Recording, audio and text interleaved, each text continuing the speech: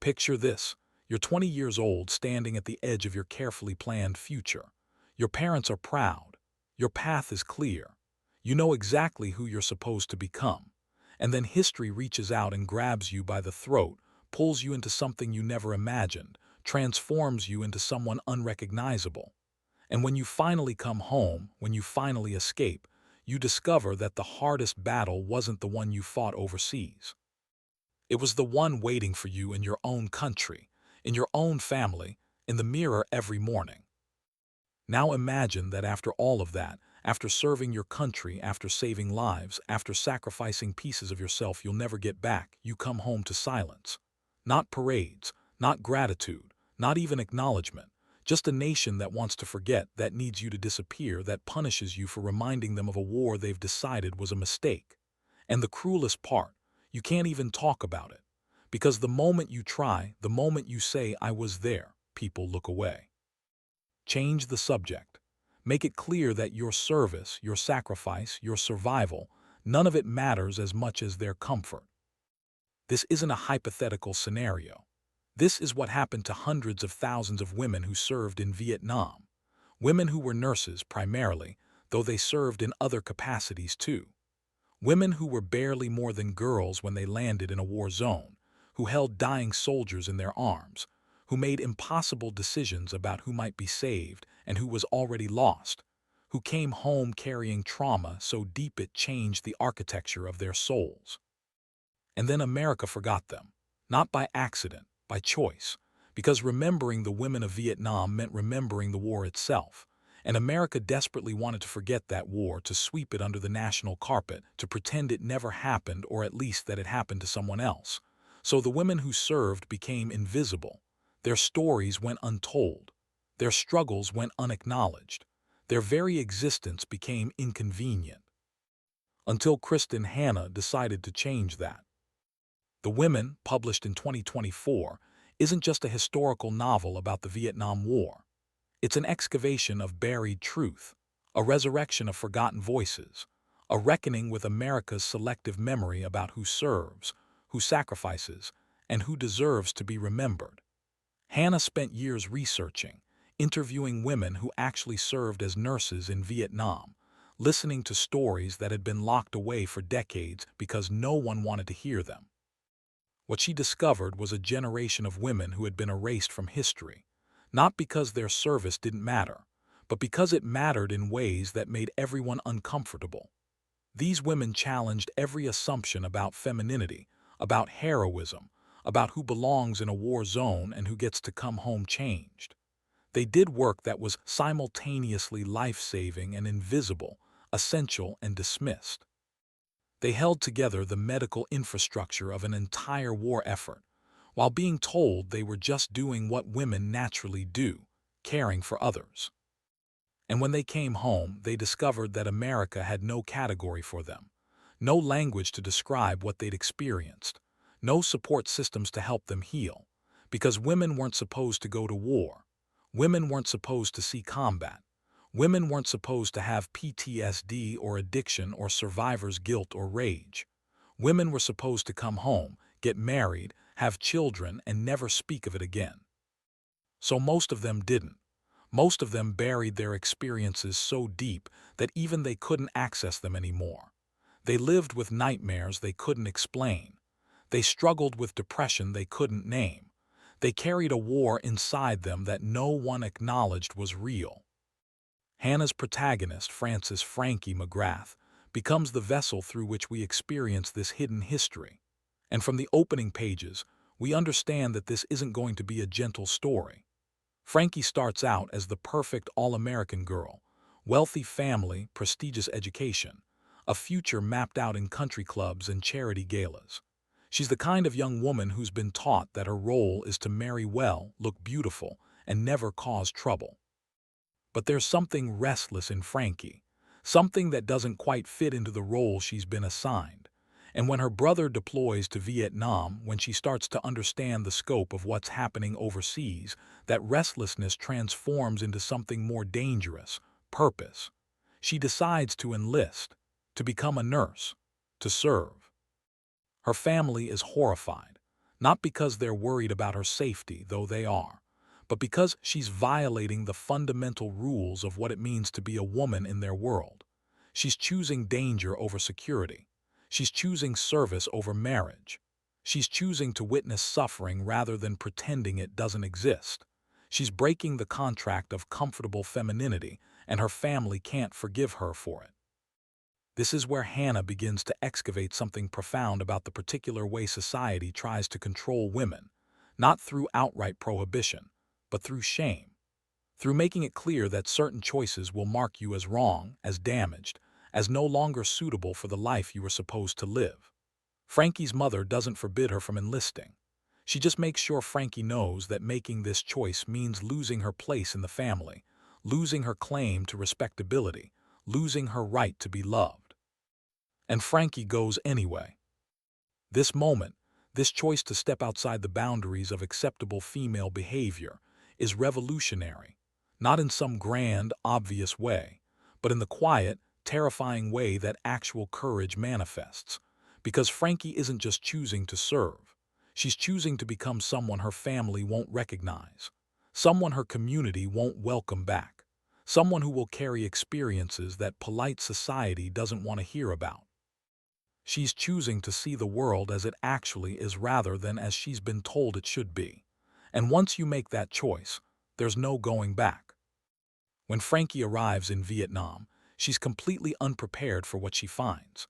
Not the war itself, though nothing could truly prepare anyone for that, but the particular horror of being a nurse in a combat zone, where the wounded come in waves, where you're doing triage under fire, where you're making life-and-death decisions at 20 years old with inadequate supplies and overwhelming numbers, and the certain knowledge that some of the boys you're trying to save won't see tomorrow.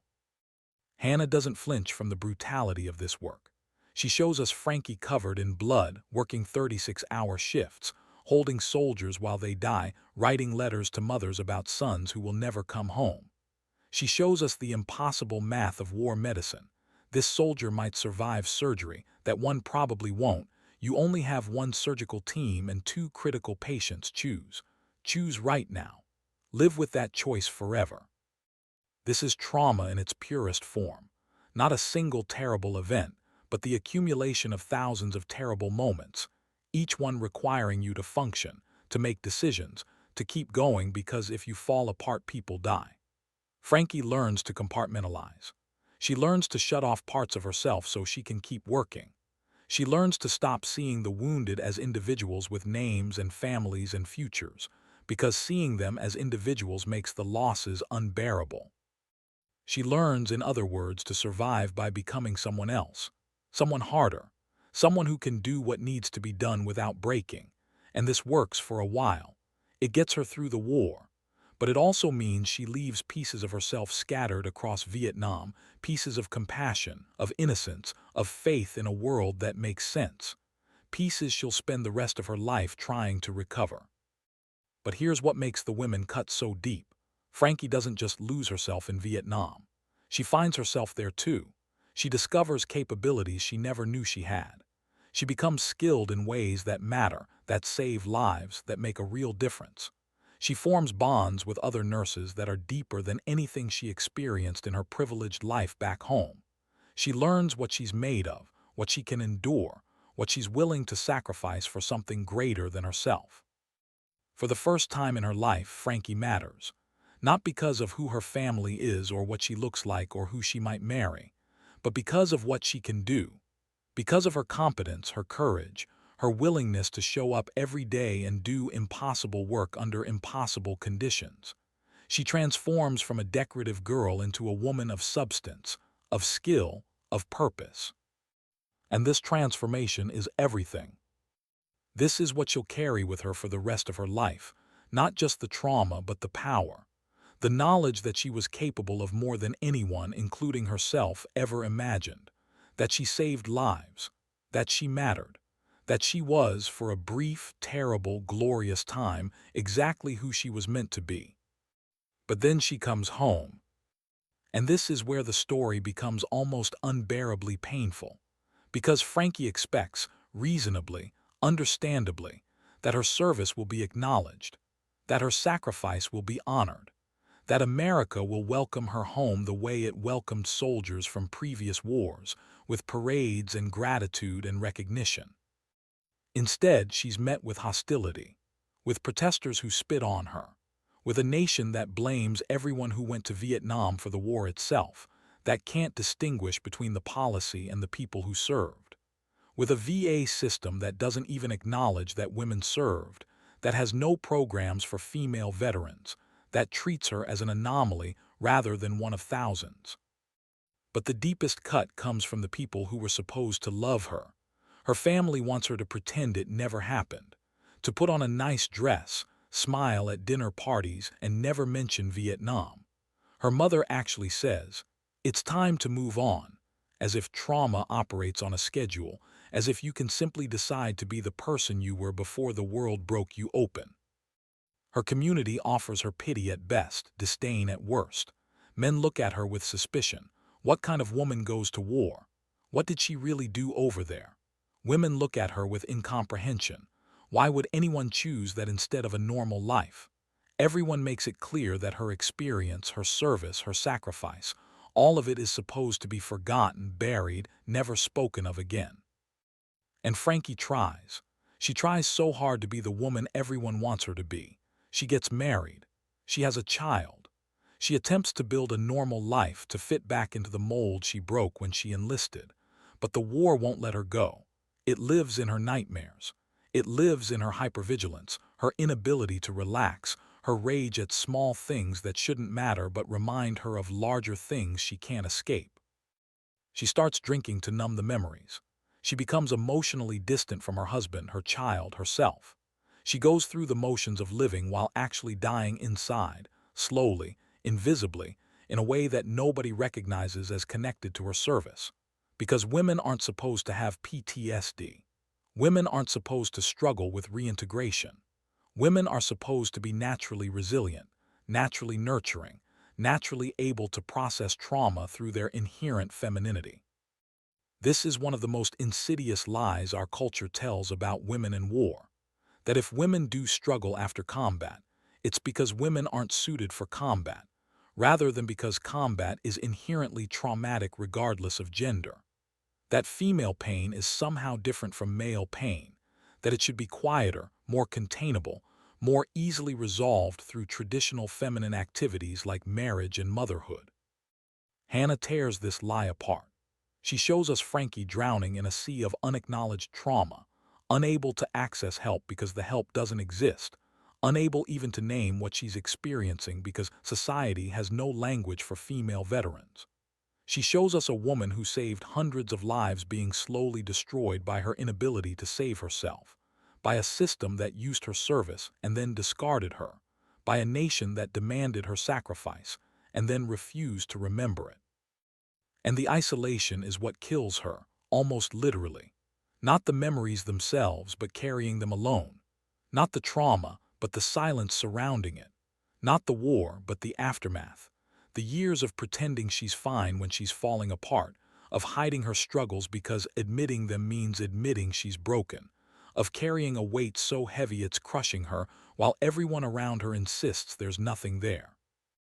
This is where the women becomes essential reading for our current moment. Because we're finally, belatedly, beginning to have conversations about women in combat, about female veterans, about the unique challenges women face in the military and after leaving it. But these conversations are happening now, in 2024, about a war that ended in 1975. That's 50 years of silence. 50 years of women carrying trauma they couldn't name, couldn't treat, couldn't even acknowledge was real. Think about what that means. Think about the thousands of women who served in Vietnam and came home to nothing. No recognition, no support, no language for what they were experiencing. Just the message, over and over, that they needed to forget, to move on, to stop making everyone uncomfortable with their presence. Some of them managed it. Some of them built lives, raised families, found ways to integrate their experience into their identity. But many didn't. Many struggled with addiction, with depression, with suicide. Many died alone, forgotten, still carrying a war that no one wanted to remember. And it's not just Vietnam. Women have served in every American war, often in invisible capacities, and they've consistently been erased from the narrative. During World War II, women served as pilots, as spies, as code breakers, and when the war ended, they were sent home with a pat on the head and told to return to domestic life. During Korea, women nurses treated casualties under brutal conditions, and their service was barely documented. During the Gulf War, during Iraq and Afghanistan, women have served in combat roles while the nation debates whether women should be allowed in combat, as if the question isn't already answered by their presence. The women forces us to confront this pattern of use and erasure, to recognize that we keep asking women to serve, to sacrifice, to put their lives on the line, and then we keep refusing to acknowledge what we've asked of them. We keep treating female veterans as anomalies rather than as a consistent presence throughout American military history. We keep acting surprised that they struggle, that they have the same needs as male veterans, that their service deserves the same recognition. And perhaps most damningly, we keep requiring women to be twice as good to receive half the credit, to serve perfectly, to never complain, to absorb trauma with grace, to return home and seamlessly transition back to traditional femininity, or be blamed for their own struggles. We keep holding women to impossible standards and then using their inevitable failure to meet those standards as evidence that they shouldn't have been there in the first place. Frankie's story exposes all of this with devastating clarity. She served honorably. She saved lives. She did everything asked of her and more. And still, it wasn't enough. Still, she came home to rejection, to judgment, to silence. Not because she failed, but because her very presence as a female veteran challenged narratives that people desperately wanted to maintain, narratives about who belongs in war, about what women are capable of, about what sacrifice looks like. But here's where Hannah's narrative does something remarkable. She doesn't let the story end in destruction. She doesn't give us a tragedy where Frankie is simply crushed by the weight of unacknowledged trauma and that's the end. Instead, she shows us the slow, painful, non-linear process of healing. Not healing as in returning to who you were before, because that person is gone forever, but healing as in learning to live with who you've become. Learning to integrate the broken pieces into a mosaic that might not be beautiful in conventional ways, but is yours, is real, is earned. This healing doesn't happen because Frankie becomes stronger or more resilient on her own. It happens because she finally finds other women who served. Women who understand without explanation. Women who know what it's like to carry a war inside you while the world insists it wasn't that bad, or that you weren't really there, or that it's time to move on already. Women who give her permission to speak the truth she's been holding, to name the experiences she's been denying, to stop pretending she's fine when she's falling apart. This is the power of witness, of being seen by someone who knows, of having your experience validated by people who don't need you to explain, to justify, to make it palatable, of discovering that you're not alone, that what feels like personal failing is actually collective trauma, that the problem isn't you.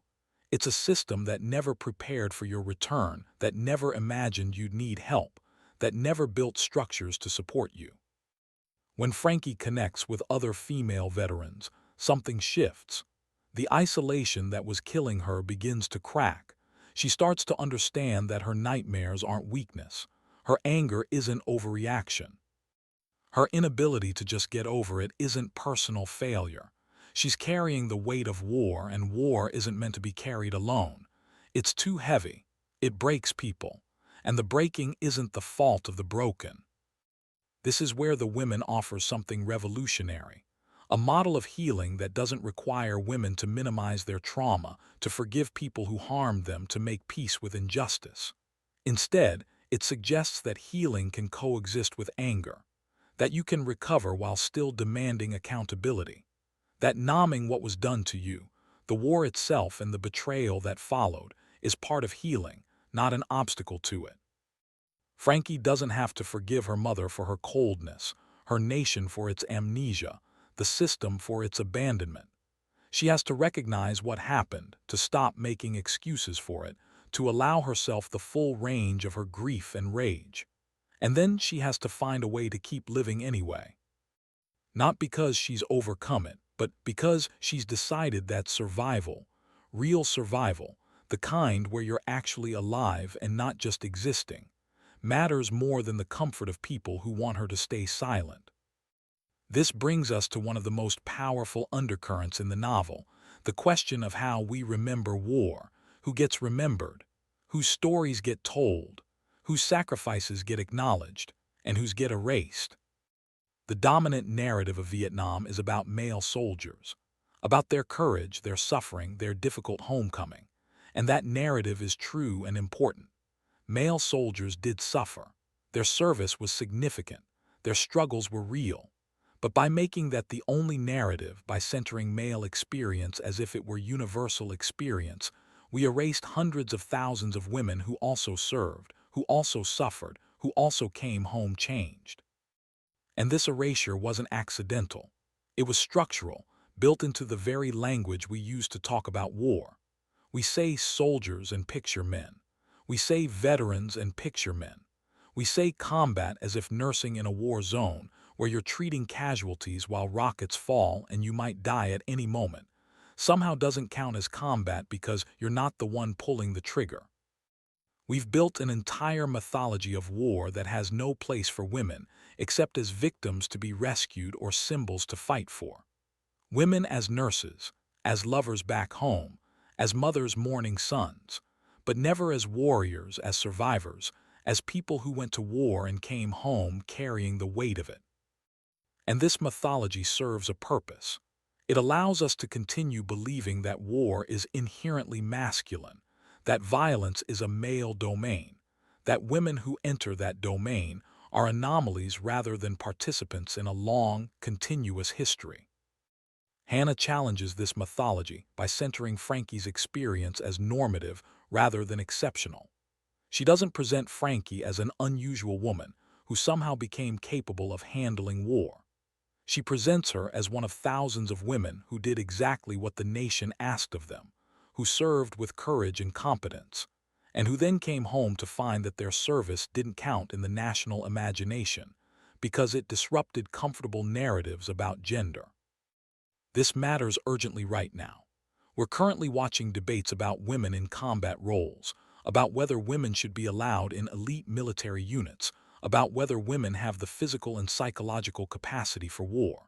And these debates happen as if they're hypothetical, as if we're discussing an experiment that hasn't been run yet. But women have been in combat for as long as there's been war. They've been serving, sacrificing, dying. The question isn't whether they can do it. They've been doing it. The question is whether we're willing to acknowledge that they've been doing it. And acknowledging it means giving up certain comforting fictions. It means admitting that violence isn't inherently masculine, that women are capable of the same courage and brutality as men, that war affects everyone regardless of gender. It means expanding our understanding of who warriors are, who veterans are, who deserves recognition and support and memory. It also means reckoning with the particular ways military culture and veteran support systems have been built around male experience and male needs. The VA for decades didn't even screen for military sexual trauma because it didn't occur to anyone that it was a widespread issue. Medical care for female veterans lagged for years because the assumption was that veterans were male and therefore needed only male-appropriate care. Mental health services were designed around male presentations of PTSD, leaving women whose symptoms manifested differently without adequate support. All of this stems from the fundamental erasure that Hannah is writing against, the refusal to acknowledge that women serve, that their service matters, that they come home changed and needing help. And this refusal has costs, costs measured in lives damaged, in trauma untreated, in women who served their country and then were abandoned by it. But the women isn't just about systemic failure. It's also about personal costs, about what happens to relationships when one person has experienced something so transformative that it creates an unbridgeable gap between them and everyone who hasn't. Frankie's marriage fails not because her husband is cruel, but because he can't understand her. He wants the woman he married cheerful, accommodating, focused on domestic life. And Frankie can't be that woman anymore. She's seen too much. She's done too much. She's been someone who mattered in ways that transcended social niceties and dinner parties. Coming home means shrinking herself back down to fit into a life that feels suffocating after the intensity of war. It means pretending that the most significant experience of her life didn't happen. It means choosing between being honest about who she is and maintaining relationships with people who need her to be someone else. And this choice is impossible because both options mean losing something essential. Her husband says he loves her, but he loves the idea of who she was. He can't love who she's become because he refuses to see that person, to acknowledge that the war changed her in ways that can't be undone. And Frankie realizes, slowly and painfully, that being loved for who you used to be is its own kind of loneliness. That pretending to be someone you're not in order to maintain a relationship means you're alone anyway, just alone while sharing a bed. This is the hidden cost of war that nobody talks about. Not just the trauma itself, but the way trauma creates distance between you and everyone who hasn't experienced it. The way it marks you as different, as other, as someone who can't fully integrate back into civilian life because you carry knowledge that civilians don't want. Knowledge about what humans are capable of doing to each other, about how fragile life is, about how arbitrary survival can be, about how the comfortable certainties that civilian life is built on are actually illusions that shatter the moment you step into a war zone. Coming back from that knowledge is impossible. You can't unknow it. You can't go back to naive certainty about safety, fairness, the basic goodness of the world. And so you end up living in this liminal space, not quite military anymore, but never fully civilian either. Present in body but distant in mind, going through the motions of normal life while internally existing somewhere else entirely. Frankie spends years in this liminal space. Years of feeling disconnected, of going through the motions, of watching her life happen as if from a distance. Years of struggling and hiding that struggle because admitting it means admitting she's damaged, which means proving everyone right who said women couldn't handle war, which means betraying every woman who served and needs the nation to believe female veterans are just fine. So she carries it alone until it nearly destroys her, until she hits a point where she has to choose, keep carrying it alone and die slowly, or reach out for help and risk everything. Risk judgment, risk rejection, risk people knowing that she's not okay and never has been. She chooses help, and that choice, that simple, terrifying choice to admit she needs support, begins to save her life. This is perhaps the most important message in The Women, that healing isn't something you do alone, that the isolation is often more damaging than the trauma itself, that being witnessed, being known, being accepted in your brokenness, that's what allows you to start piecing yourself back together, not back into who you were because that person is gone, but into someone new, someone who can carry the weight of experience without being crushed by it. When Frankie finally connects with other female veterans, when she finally speaks her truth to people who understand without explanation, something profound happens. The story she's been carrying alone becomes a shared story. The weight she's been bearing alone becomes a shared weight. And suddenly it's bearable. Not easy, not resolved, but bearable. This is the power of community, of solidarity, of finding your people.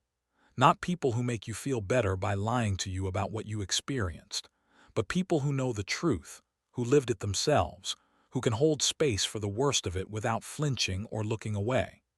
People who let you be angry, let you grieve, let you rage against the injustice of it, all without trying to talk you out of your feelings or convince you it wasn't that bad. Because it was that bad, it was worse than most people can imagine, and pretending it wasn't doesn't help. What helps is acknowledgement, validation. The simple statement, I believe you, what you experienced was real, what you feel is legitimate, you're not crazy, you're not broken beyond repair, You're carrying trauma in a world that doesn't want to acknowledge that trauma exists. And that's not your failure. That's the world's failure. The women gives us this acknowledgement on a grand scale. It takes women who have been invisible for 50 years and makes them visible. It takes stories that have been silenced and amplifies them. It takes trauma that has been minimized and treats it as significant, as worthy of attention, as deserving of the same recognition given to male veterans. And it does all of this through the particular story of one woman, Frankie, whose experience becomes a window into collective experience. We don't just learn facts about women in Vietnam. We feel what it was like. We inhabit Frankie's fear, her exhaustion, her determination, her grief. We experience the war through her eyes, her hands, her heart. And then we experience the betrayal of coming home to a nation that doesn't want to remember, doesn't want to know, doesn't want to deal with the messy reality of what it asked people to do in its name.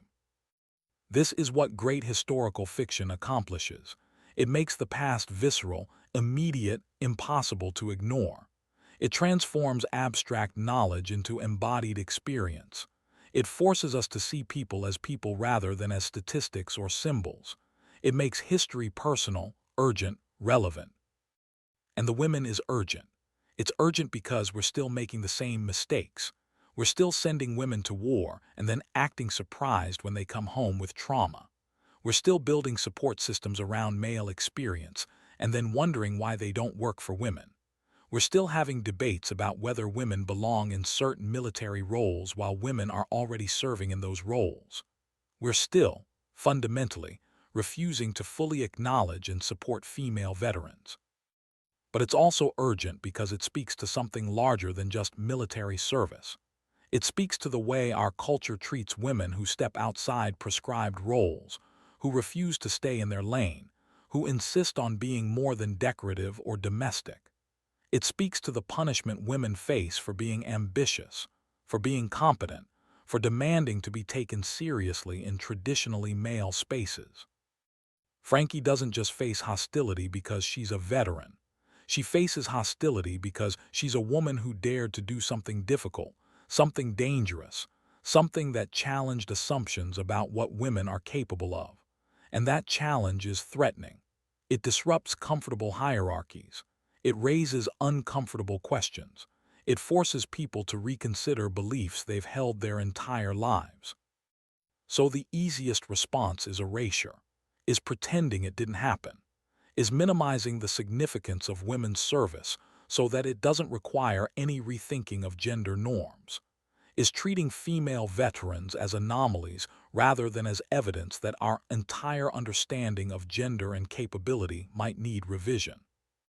This is what makes Frankie's struggle so universal despite its specific context. Many of us haven't served in war, but most of us, especially women, have experienced what it's like to do something significant and have it diminished, to achieve something difficult and have it dismissed as luck or have it minimized as not really counting, to demand recognition for our capabilities and be met with disbelief, with hostility, with the message that we should be grateful for whatever scraps of acknowledgement we receive. And many of us have experienced what it's like to carry significant experiences that we're not supposed to talk about, trauma that makes others uncomfortable, achievements that threaten others, knowledge that disrupts comfortable narratives. We learn to make ourselves smaller, quieter, less complicated so that others can be comfortable around us. We learn to hide the parts of ourselves that don't fit the roles we've been assigned. And we learn, often painfully, that this hiding costs us, that diminishing ourselves to accommodate others means losing ourselves, that you can't build a real life on a foundation of pretending to be someone you're not, that eventually the gap between your public self and your private self becomes unbearable and something has to give. For Frankie, what gives is the facade. She can't maintain it anymore. She can't keep pretending she's fine. She can't keep hiding her trauma to make others comfortable. She can't keep living as if the most significant experience of her life didn't happen. And so she breaks. But breaking isn't ending. Sometimes breaking is the only way to heal. Sometimes you have to fall completely apart before you can put yourself back together in a configuration that actually fits who you've become. This is the wisdom at the heart of the women, that healing isn't about returning to who you were. It's about becoming who you are. It's about integrating all of your experiences, even the terrible ones, especially the terrible ones, into a coherent sense of self. It's about refusing to be ashamed of your trauma, your scars, your complicated history. It's about claiming your full story rather than editing yourself down to a version that's easier for others to accept. And it's about finding people who can handle your full story, who don't need you to minimize it or sanitize it or make it palatable, who can sit with you in the darkness and not try to drag you into false light, who understand that healing isn't linear, that you don't just get over significant trauma, that some scars never fade, and that's okay because scars are evidence of survival. When Frankie finally finds these people, other women veterans who know without being told, who understand without needing explanation, she begins to heal.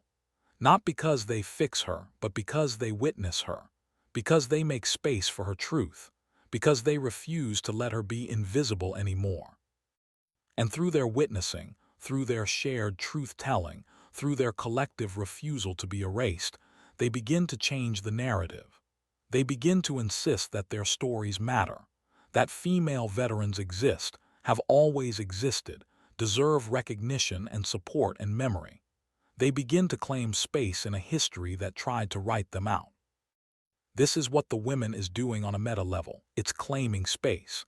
It's insisting on visibility. It's refusing to let another generation of female veterans be forgotten.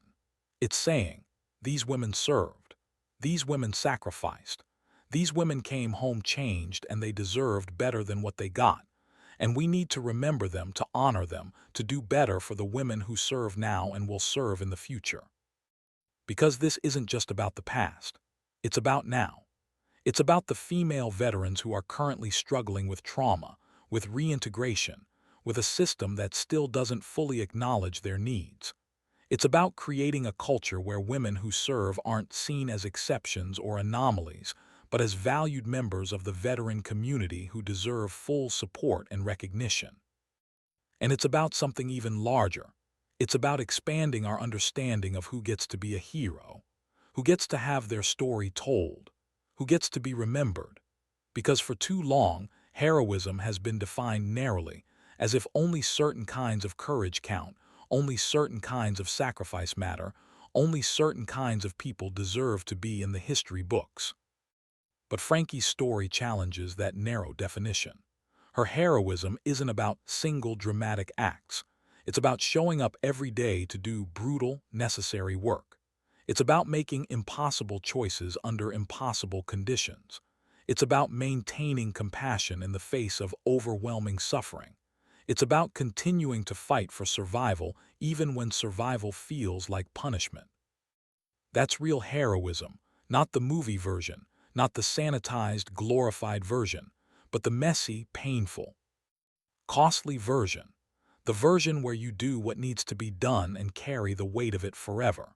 The version where you save some people and lose others and never quite reconcile yourself to the mathematics of it. The version where you come home changed and spend the rest of your life trying to make peace with who you've become. And Frankie does make peace eventually. Not complete peace. Some wounds never fully heal. But she reaches a point where she can carry her experience without being crushed by it, where she can remember without being consumed by the memories, where she can honor what she went through without being defined by it, where she can be a veteran and also be other things, a mother, a friend, a person with a future as well as a past. This is the grace note that Hannah offers, that trauma doesn't have to be the end of your story, that you can survive terrible things and still build a meaningful life, that healing, imperfect and incomplete as it may be, is possible. Not through forgetting, not through minimizing, not through pretending it didn't happen, but through facing it, numbing it, sharing it with people who can handle the truth of it. And through insisting always that your story matters, that what you experienced was real and significant, that you deserve to be seen, to be heard, to be remembered, that your service counts, that your sacrifice counts, that you count. In the beginning, we asked what happens when history grabs you and transforms you into someone unrecognizable, and then demands you pretend it never happened.